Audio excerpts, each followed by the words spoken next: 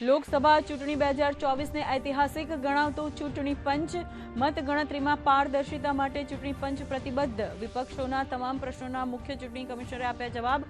Water turn આઉટમાં ગોલમાલની આશંકાને ગણાવી નિરાધાર.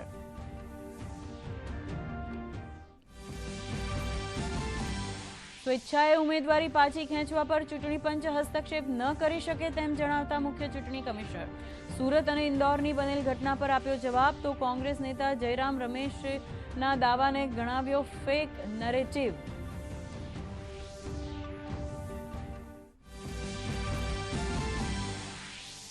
ગુજરાત મતગણતરીમાં સજ્જ. સીસીટીવી કેમેરાથી સજ્જ હોલમાં સંપૂર્ણ પારદર્શી થશે મતગણતરી. 56 કાઉન્ટિંગ ઓબ્ઝર્વર્સ, 30 ચૂંટણી અધિકારી અને 175 મદદનીશ ચૂંટણી અધિકારીઓ ફરજ પર રહેશે તૈનાત.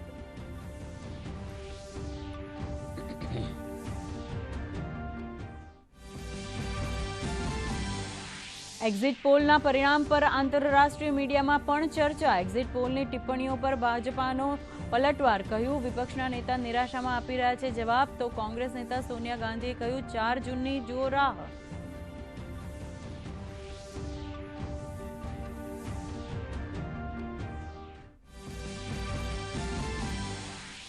વધતા તાપમાનના પારા વચ્ચે દિલ્હીમાં જળસંકટ બન્યું ઘેરું. દિલ્હી સરકારની અરજી પર સુપ્રીમ કોર્ટમાં સુનાવણી. સુપ્રીમ કોર્ટે 5 જૂને અપર યમુના રિવર બોર્ડની બેઠક બોલાવવાનો કર્યો આદેશ. 6 જૂને બેઠકના નિર્ણયની કોર્ટને આપવી પડશે વિગતો.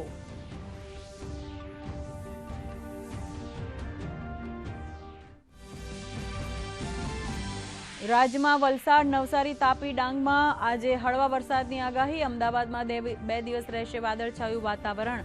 આજે 42.3 ડિગ્રી તાપમાન સાથે અમદાવાદ અને સુરેન્દ્રનગર રાજ્યના બન્યા સૌથી ગરમ શહેર.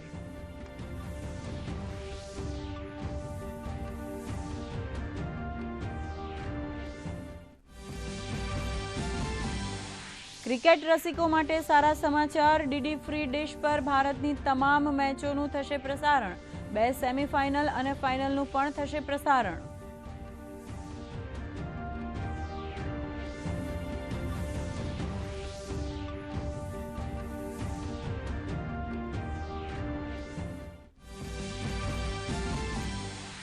અને લોકસભા ચૂંટણીની મતગણતરીના પરિણામ માટે ડીડી ન્યૂઝ પણ તૈયાર. 4 જૂને યોજાનાર મતગણતરીના સટીક વલણ માટે સવારે 7:30 કલાકથી નિરંતર જુઓ ડીડી ગિરનાર.